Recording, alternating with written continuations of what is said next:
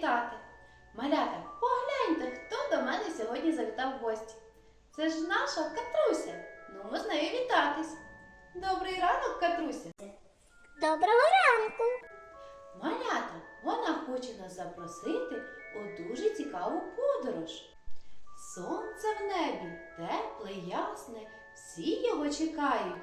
Навіть квіти веселяться, голівки піднімають. Тож вирушаємо з вами у подорож.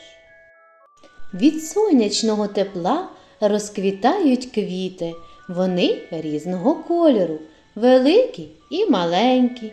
Квіти часто ростуть кущиками. Малята, а на що схожа ця квіточка? Погляньте. Так, вона жовтенька і кругла, як сонечко. Молодці! Одні квіточки розпускаються рано навесні. Інші квіточки розпускаються пізніше. Квіточки ростуть всюди.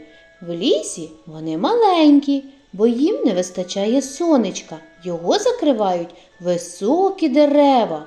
В лісах та полях квіти ростуть там, де їм хочеться, і поливає їх дощик.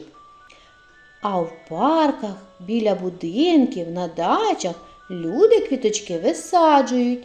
За ними потрібно доглядати, підпушувати землю та поливати. А ще квіточкам потрібне сонечко. На квітах бджілки збирають квітковий нектар, а потім з нього буде смачний, корисний мед. Квіти дуже гарні і піднімають всім настрій, тож давайте всі разом будемо берегти квіти. Діти, то що ж потрібно, щоб наші квіти росли гарними? Так, сонечко та дощик. А скажіть мені, будь ласка, які комашки полюбляють квіти? Молодці, бджілки.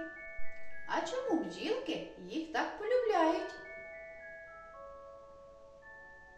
Так, правильно, вони люблять з них збирати нектар, щоб ми потім їли смачнющий мед. Молодці, малята! Шановні батьки, вчіть своїх малюків милуватися природою та обов'язково вчіть її берегти. А я залюбки перегляну фото, де ваша малеча милується квітами. До нових зустрічей!